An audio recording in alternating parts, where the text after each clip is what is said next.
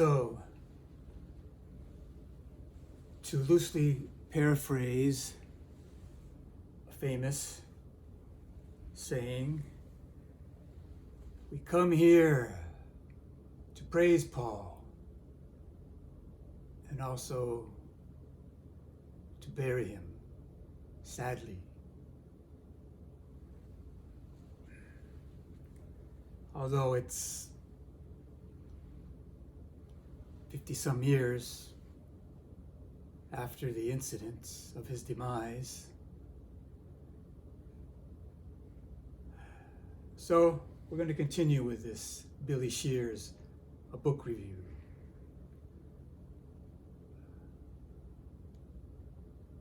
I'll tell you a little about it.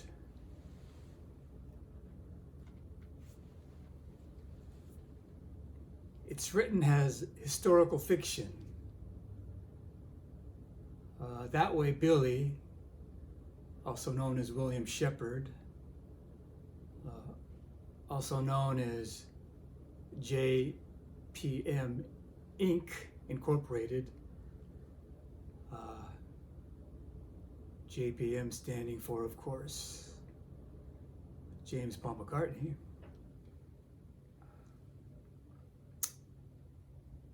He and his poet encoder, Tom Harriet,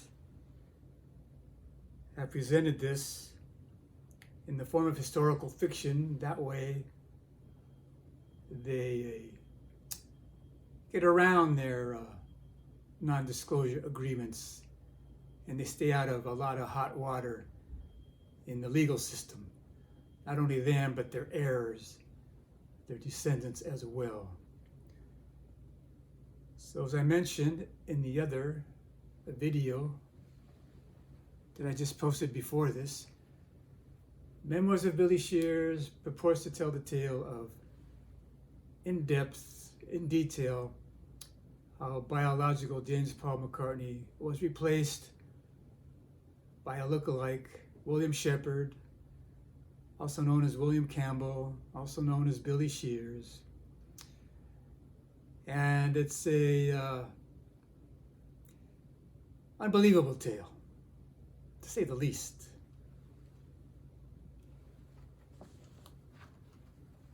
But I want to read something that Billy and Tom present on page 83 here. This is the 2021 version. I would recommend the 2023, which came out in April, because it has more updated info. Although you can get by with the 2021, you can get by with the 2009 version. You really can get by with any version that's out there, because there are 2 abridged versions as well. But the gist of it all is the same. But there's an interesting note here in the footnote. The existence of objective reality is debatable.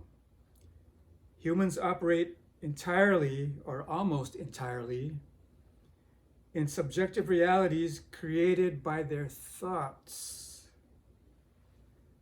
By controlling what people think, the mass media plants their intended reality into the minds of those who attune to the programming.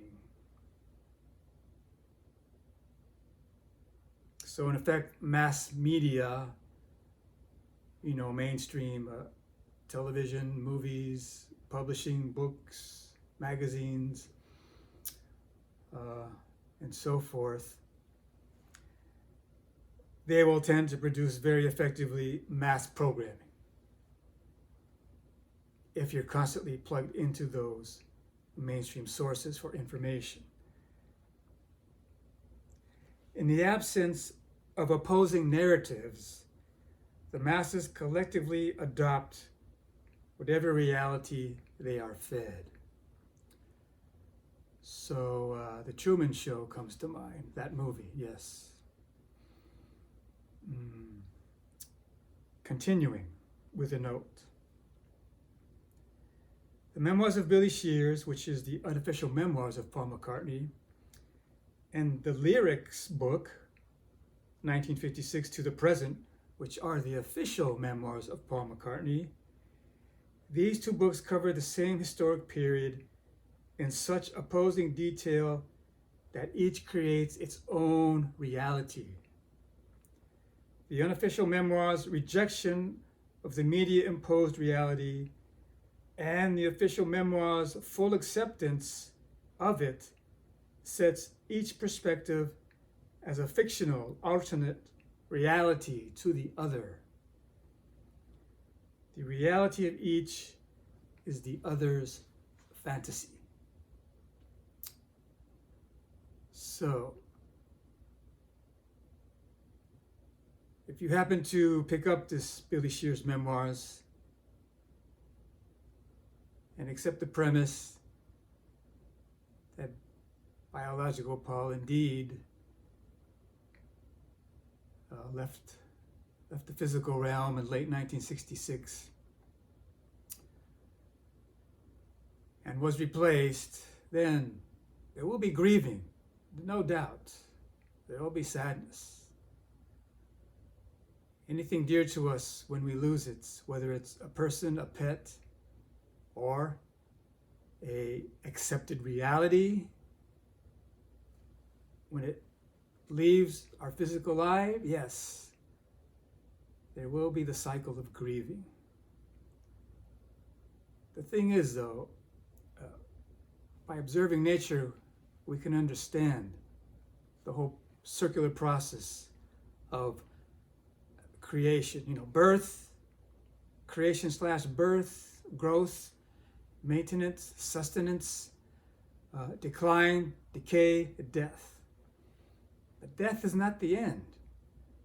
Death is simply another stage, another door, and this creation cycle begins across the board. Now, this ventures, if you run with this premise,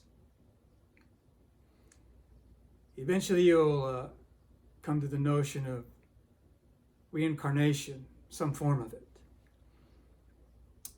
which is a nice way of saying a recycling of energy, right? So in the Western world, there's strong resistance to the idea of reincarnation as a reality amongst the major Abrahamic faiths: Christianity, Judaism, Islam. Not entirely, because there are Christians who do accept, and Jews and Muslims, Sufis namely, who do accept the reincarnation model. So, let's go to another little quote here. But let me tell you something about the book. It's written really on 4 different levels. So you read it normally like a regular book in English, right to left, right, turning the pages. And that's the first read. The second read is on each page there's highlighted, or actually deep set bold print, highlighting different words and phrases. And these combined will form additional commentary on that particular page.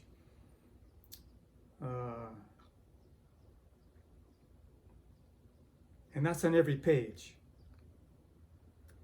And in addition, the next level, the third level, is on every page, on every alternate line,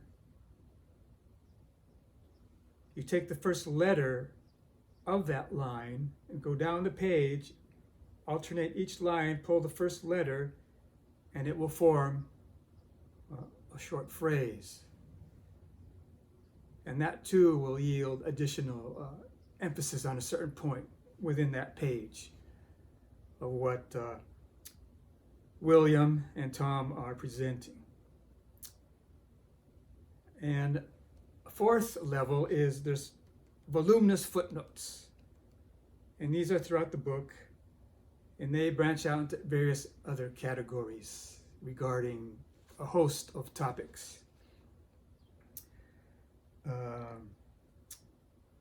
But after becoming a little acquainted with the April 2023 version, or additional, what are called whispers, are added.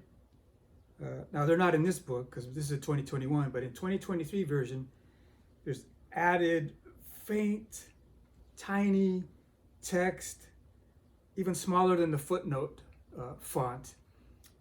And I've heard that some people even have to get a magnifying glass and go out in broad daylight to really read what these additional items are saying. So that's actually a fifth level. And of course, because the book is presented as historical fiction, that means not everything on every page is what we would call true.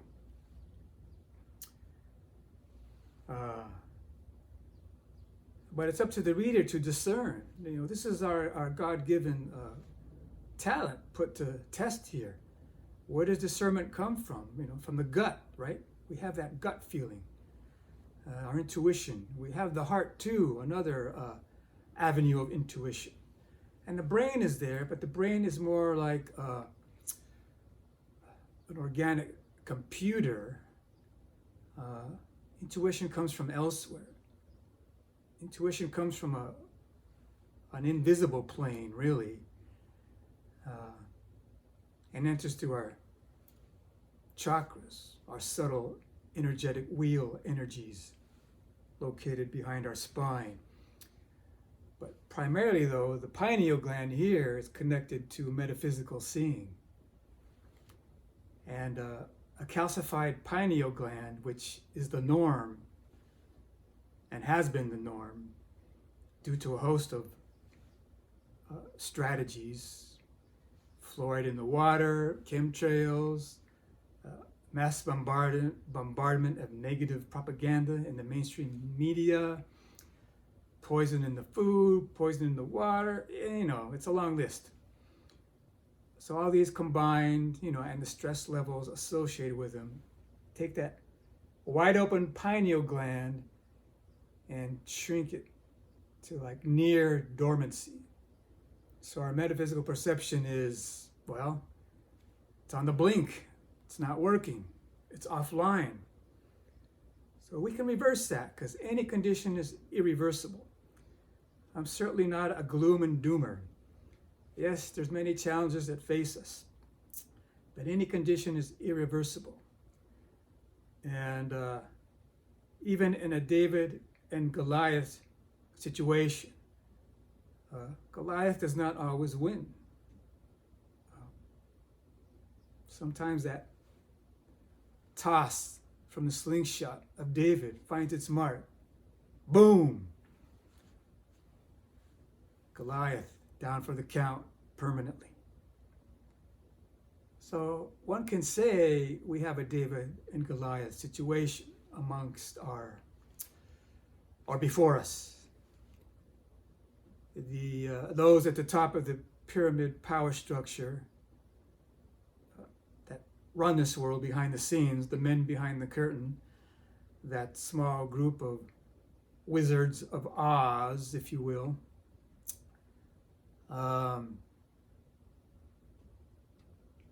They're expert at pulling strings because they study the psychology of mind control and manipulation for over 100 years, easily. Studied it in depth in the true scientific six-step method. We hear this phrase a lot these days, trust the science. Yes, but let's see if they're actually applying the science. Are they following the true six-step method? Which I do not remember each step individually. I just remember that there are 6. And if they're not followed, then what you have is scientism, right?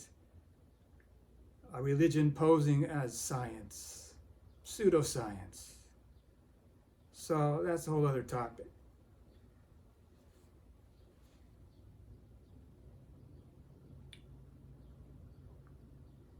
So no doubt about it. This book is a mighty read.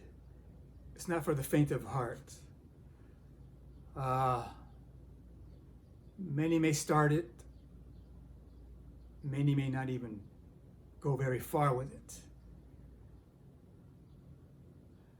But let's read this footnote here.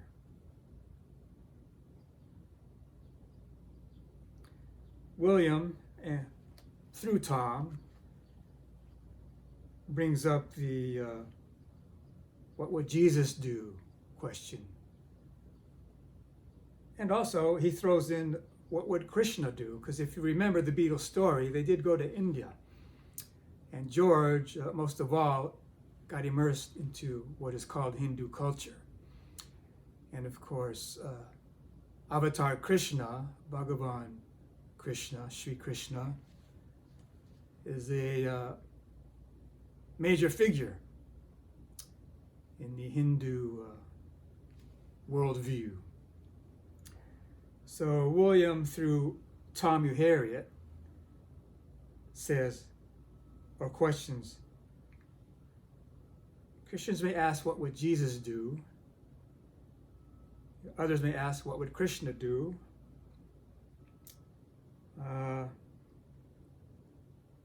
And William concludes, because what the question is being asked really is, we see the established order, right? And the corruption that props it up. But somehow it stays in place and no big players truly get punished, right?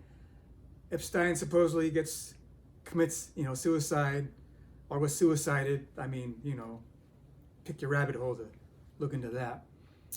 And so many other historical accounts of similar vein, where we see such big, huge, major corruption scandals, and some tiny minions down on the ladder get caught and slapped. Well, a lot of times they're thrown away and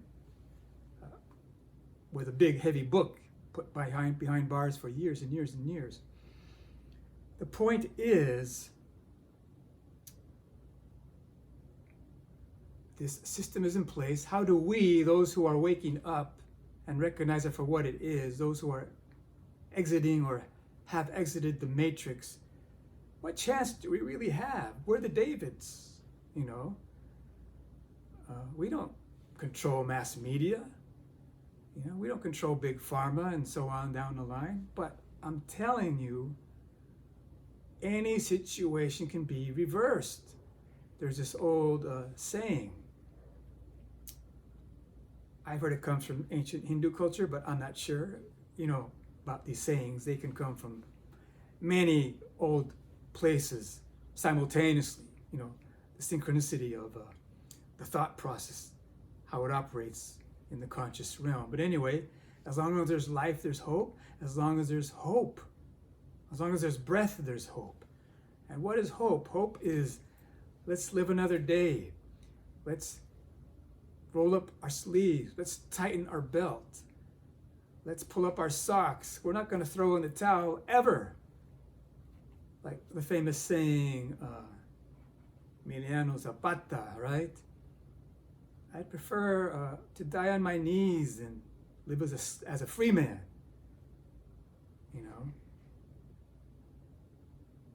than to live on my feet as a slave. So this point here, what would Jesus do? What would Krishna do?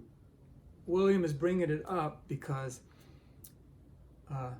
that's definitely going to cross the mind of the reader of this book.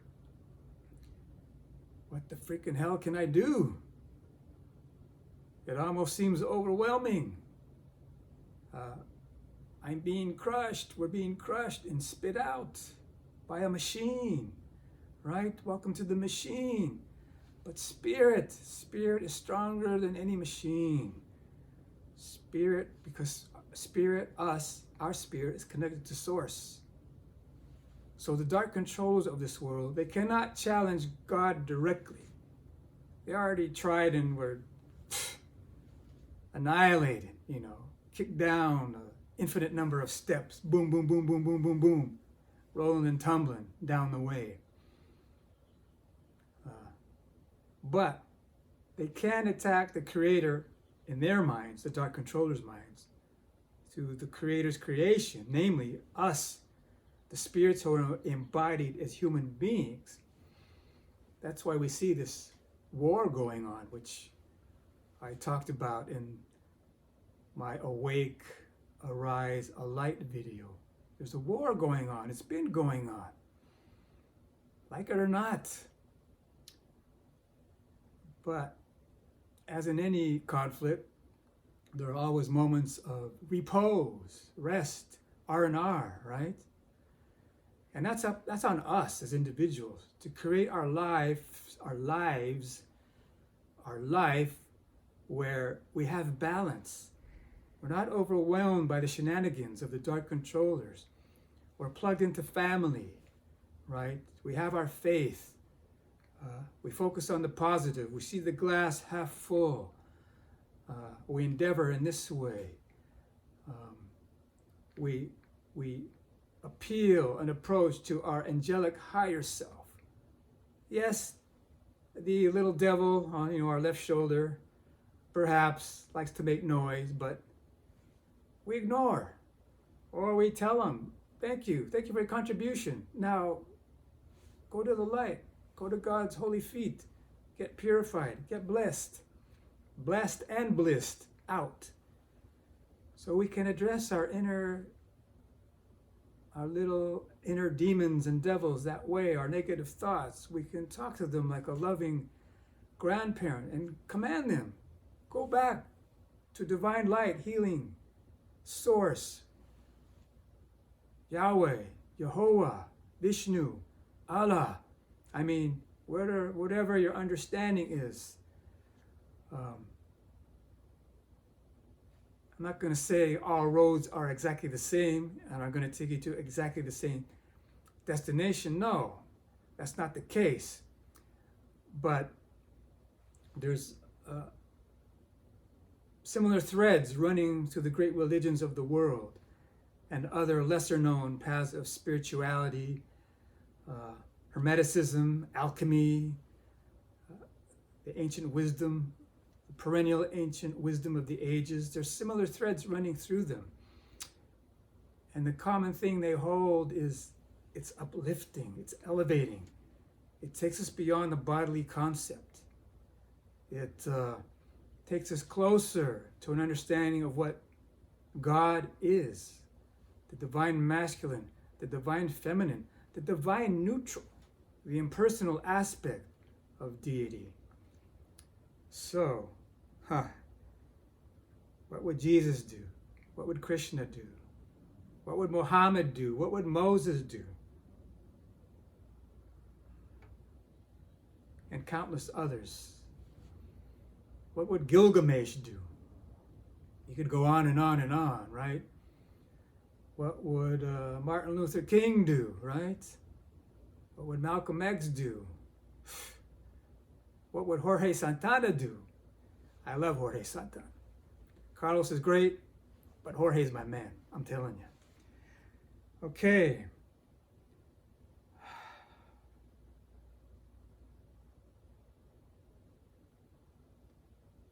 William says, and he's talking about himself. He's talking about how he stepped into the role and performed a great act of deception, no doubt. But he still had his conscience. His conscience did not leave him. And years later, at this age of his life, he's releasing his book as a way of atonement, right? To pay for that transgression of deception that he committed when he stepped into biological Paul's role at the behest of William's handlers and controllers.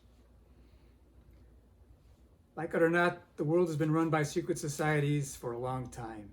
I know, conspiracy theory, hogwash, madness, what drugs are you taking, etc. so on and so forth. Unfortunately, yeah, there's a case to be made. So, I'm finally going to get to this point. William's talking about himself here. Ultimately, what would I, William Campbell, who was posed as James Paul McCartney, what would I do in the face of, I gained so much wealth and position in the world. I'm the richest musician in recorded history. But I didn't do it alone. I had plenty of help behind the scenes. I had my controllers. I had my handlers who I reported to. And I did my job well. This is William speaking. But now at the end of my life, I want to put this book out and present it as historical fiction, but tell my story. Because I want appreciation for what I did. You know, I wrote so many great songs that were attributed to biological Paul McCartney, but I, William Campbell. So I'm going off on a slight tangent here, but the information in this book has a way of almost possessing you for a while as you process it and ruminate over the brilliance of the scam that was pulled off. And people misunderstand conspiracy. They think, oh, that would mean a whole bunch of people are in on it. And you know how people can't keep secrets. No. It does not work that way. Many great books have been written on how conspiracy works, how mind control works, etc. These can all be looked up. But in a nutshell, you only need a small handful of conspirators that know the big picture. And of course, they're at the top of the power structure because they control the wealth, namely. And with that wealth, they bribe. With that wealth, they blackmail. With that wealth, they intimidate and threaten. They have no morals or scruples. That's what makes them dark controllers. We all know evil exists, but to the extent that it does is an eye-opener. And organized evil is an incredible eye-opener when you understand how they operate. But they don't really know how to create. They know how to steal. So whatever they've patched together in the form of their dominant world power structure, it's all on a house of cards, really. It's very flimsy. It can come crashing down quite easily, in fact. And not through this, boom, boom, boom, force, physical force. No, through inner awakening, when we recover our sovereignty as spiritual beings connected to our Mother, Father, God, Goddess, Source, Creator. So, William says, I'm going to paraphrase. Yes, he realizes he was put into the position. He achieved world fame, riches, etc. So he owes something to those who put him there. But his personal commitment, so even though he made a deal with the devil, so to speak, and was on this incredibly slippery slope, right? He still had his commitment to truth and light. And he feels, William, that commitment to truth and light exceeds his obligation to his controllers. And I imagine his controllers know this book is out there, but because so few people know about this book, and even of those who know about this book, so few of those accept it for what it is, the dark controllers, we don't have to worry about it. I mean, this Matthias Desmet, I believe his name, European doctor, psychologist. He's an expert on mind control, mass manipulation. He had a lot to say during the past 2.5 years or so regarding the sea situation. And of course, you didn't hear him because he was shut out from mainstream. But he presented an interesting equation. And he said that, when the mass media, right, pump out all their propaganda, there's an approximate breakdown in the population that can be made.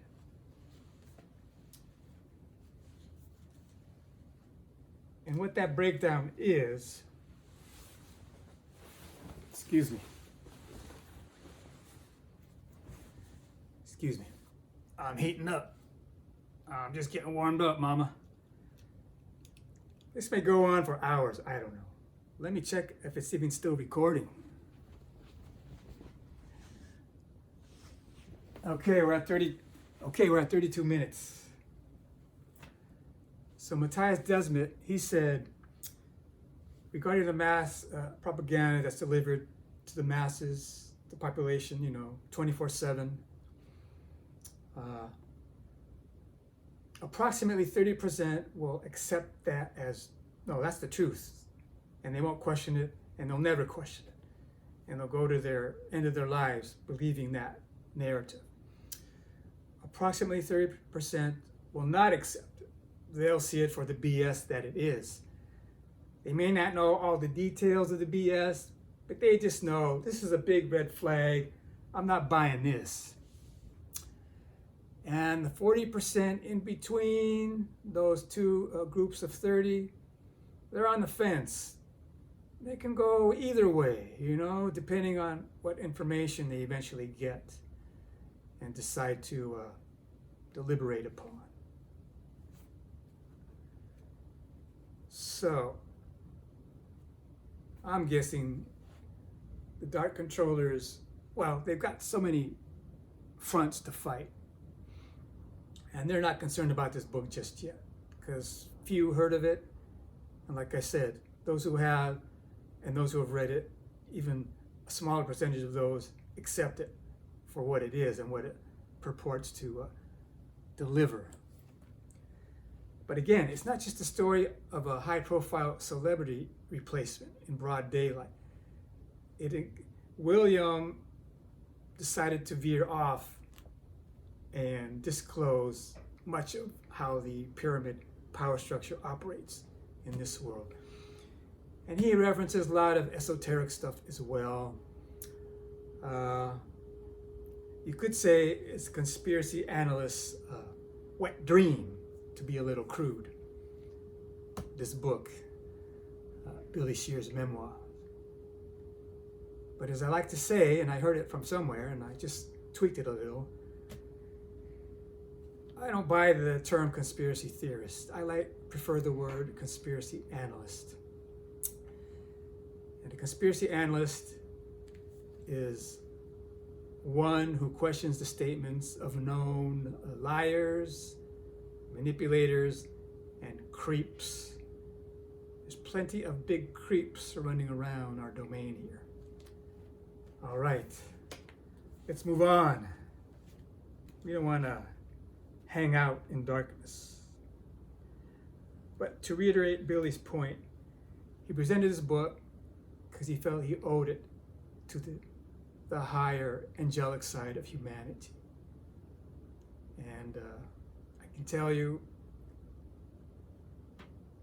he did quite an excellent job with this book.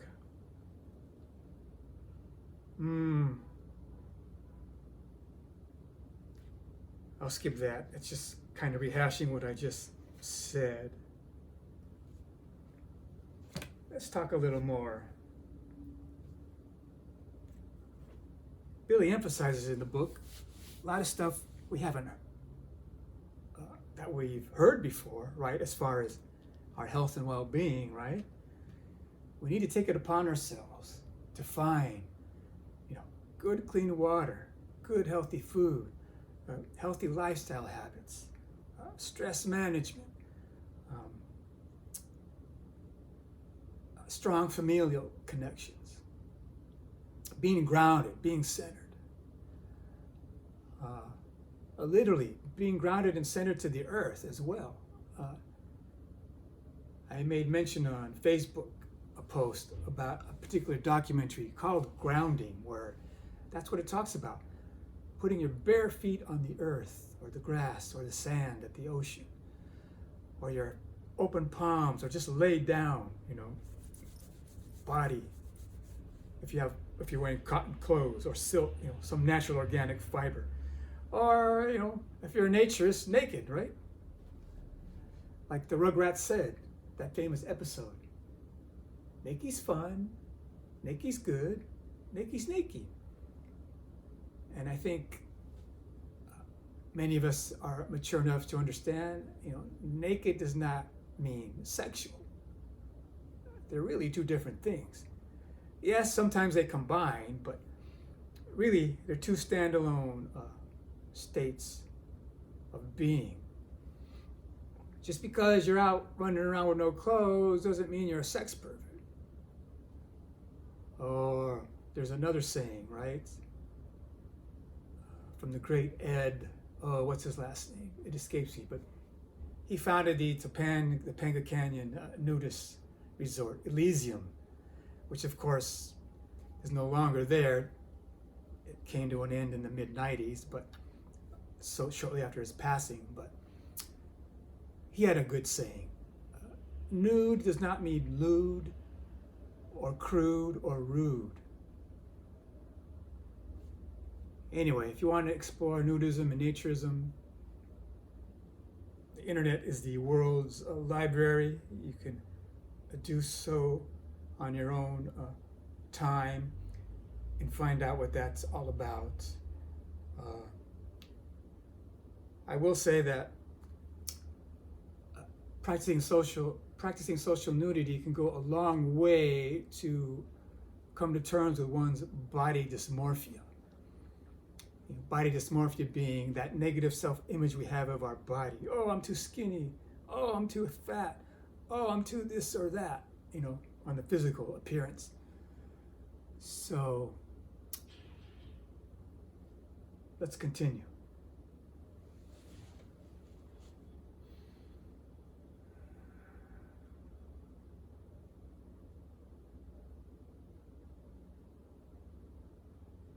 Maybe I've covered enough, said enough about this book. I think I'll call it an episode. I do want to give a shout out to one of my YouTube subscription ladies. I'll post her link as well below. Her YouTube handle escapes me, but it was through her I got inspired to present a book review on this book, The Memoirs of Billy Shears. Because I saw her book review on Norm Macdonald's book, right? Norm Macdonald's memoir, but if you read the fine print, it's not a traditional memoir.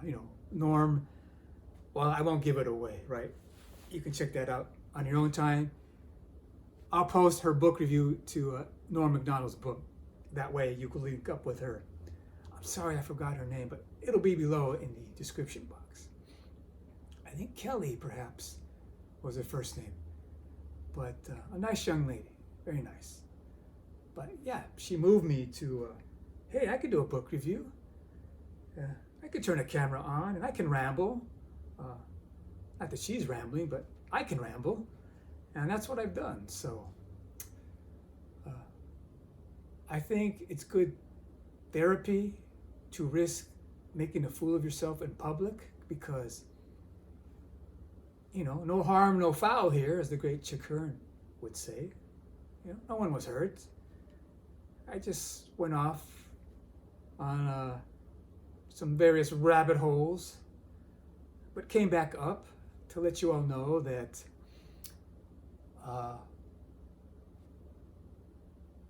there's that saying, the smell of victory in the morning, right? But we won't use the full quote from that Vietnam War movie. We'll adapt it to, we love the smell of the glorious sun rising over the eastern horizon. Wait, smell? You see the sun, you don't smell it. True, but I believe, and I've experienced, in a heightened state of awareness, your other senses start to do things that you don't normally attribute them being able to do. So to witness a rising sun on the eastern horizon over a level, stationary earth, yes, if you're in a certain state of being, you could smell strongly a scent associated with that unique experience. Because every sunrise is different. No matter what Norm Macdonald says, he says, you've seen one, you've seen them all. But you know, Norm was quite a curmudgeon, and it was part of his act, but it was also part of his real persona as well. So,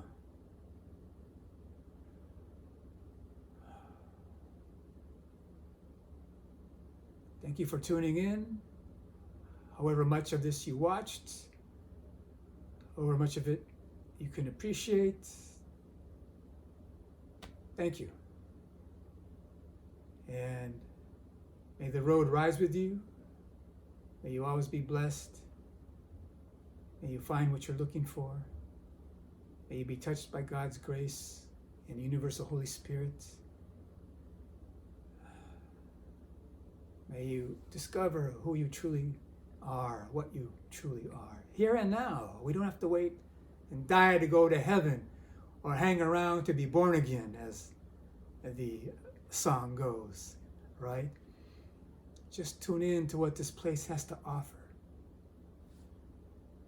because we may never be here again. I want the best of both worlds, of course, but in a serving mood. A serving mood. There's this saying, I would rather serve in heaven than be king in hell. Yeah. And I was watching yesterday I think 2021 it came out, shortly after Jorge Santana's passing. Jorge passed away, I think, in March 2020 or April, somewhere around there. So shortly thereafter, there was a Santana family mural unveiled at one of the BART stations in San Francisco. And unfortunately, the person shooting the video did not show us the full mural, which I'm a little peeved about, but you could see a little bit of Don Jose Santana, the father, right? Carlos and Jorge's father, and the mother, just a little bit, but they didn't show the rest of it. So anyway, there was various speakers there, and Leo Rosales was there from Malo. He spoke because Jorge brought Leo into Malo. By the way, this is turning into another, we're going way far away from Billy Shears, but that's okay. I like the free form format. And I'm not into big production, you can tell. Someday I might, I admire these YouTubers that present these crisp, soundly edited with perfect music, and enunciation, and not all this clicking with their mouth that I tend to do. I admire that, but right now I'm more into the message. I'm following in the footsteps of Angel Gabriel. And in fact, for much of my adult life, people have mistakenly called me Gabriel, which I would love to be named Gabriel. Don't get me wrong, Gilbert, I love Gilbert. It's an excellent name. My father's name is Gilbert. His natural father, biological father, his name was Gilbert. My dad's brother-in-law, the husband of his youngest sister, his name was Gilbert. And his son, his oldest son, his name was Gilbert. So that's 5 Gilberts in the immediate family. The Cabrera family, right? The larger Cabrera family. But my dad and his youngest sister, they were Ramoses, because their father was Gilbert Ramos. So you can imagine at a family gathering, if ever it happened, the five of us were together when all were alive, and we were in close proximity, and someone would say, "Hey, Gilbert," and then five heads would go, whoosh. Yeah, that could get confusing. So I was given a nickname Pudgy. Haha, that's pretty funny. Is that some cruel joke? By an aunt on my mother's side. And my dad, he was given the nickname Da, but he outgrew that. When he became a man, he didn't like that nickname anymore. But some of his buddies who are still with us, present and accounted for, they'll call him Da, Donald Quiros, Donald and Danny Quiros, rest in peace. Donald. They would call him Da whenever they would see him. And my dad's brother-in-law, he was given the nickname Beanie. Yeah, Uncle Beanie, good old Uncle Beanie. Solid guy. We love our Uncle Beanie and our Aunt Patsy. And our Aunt Gloria and our Aunt Loretta, let's not forget. And all the relations on my mother's side as well. So we had Leo Rosales speaking. And then you had a doctor, a dentist speaking. His name was Bernardo. I forget his last name. But he was kind of like the host, right? He'd help facilitate the whole production of it. And I believe it was him, either him or Roberto, another speaker, who was recorded. One of those two quoted Carlos in Spanish is saying, I'm going to paraphrase, if you don't learn how to serve, then you're good for nothing. Because the host was thanking all the volunteers who put that, together that day. They came together and put up all the, fancy displays and signs and posters and flowers, and volunteer cooks came and made all kinds of great Mexican food, and they handed it out to everyone who came to that famous BART station. It's been known for having rallies for United Farm Workers, Cesar Chavez, Dolores Huerta. They've been there speaking. They campaigned for Nelson Mandela's release there. All kinds of great justice, societal justice type campaigns have been held there at this particular BART station. Remember, Santana Band released Toussaint L'Ouverture in 1971. I mean, who was releasing that kind of music, right? Toussaint, who led the slave revolt in Haiti against Napoleon's troops. Who was doing that back then? Not too many. And Santana Band, they were hip enough to be plugged into that. So that spirit of conscious revolution, there's a thread running, and it's being on display at that BART station where the Santana Familia mural is. But yes,